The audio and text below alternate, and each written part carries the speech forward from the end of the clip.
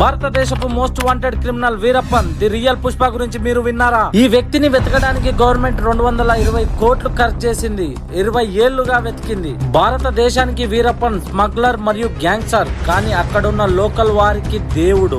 ఒక smuggler robin hood గా ఎలా మారాడో ఈ వీడియోలో తెలుసుకుందాం. అడవి పక్కనే ఉన్న గ్రామాల్లో ప్రజల జీవనం నిత్యం ప్రశ్నార్థకంగా ఉండేది. ప్రజలకి గంధపు చెట్లను నరికించే ఉపాధి కల్పించి వారికి డబ్బులు ఇచ్చేవాడు. పోలీసులు మరియు వీరప్పన్ మధ్య ఎప్పుడు ర్యాట్ అండ్ క్యాట్ సిచ్యువేషన్ ఉండేది. దాని వల్ల ప్రజలు ఎక్కువగా ఇబ్బంది పడేవారు. పోలీసులు సామాన్య ప్రజల్ని హింసించడం ప్రారంభించారు. వారికి మూత్రం తాగేలా చేశారు. స్త్రీలను మరియు పురుషులను ఒకే చోటు నగ్నంగా నిలబెట్టారు అండ్ చాలా మందిని చంపారు. తో ప్రజల్ని రక్షించే అధికారులు వారిని జంతువుల్లా వేటాడుతున్నారు. అందుకు ఆ ప్రజలు స్మగ్లర్ ని సపోర్ట్ చేస్తూ ఉండేవారు. ఎందుకంటే ఈ అధికారులతో పోరాడే శక్తి వీరప్పన్ కి మాత్రమే ఉంది అని ఆ ప్రజలు భావించారు. అప్పటి నుంచి వీరప్పన్ పెద్ద విప్లవకారుడు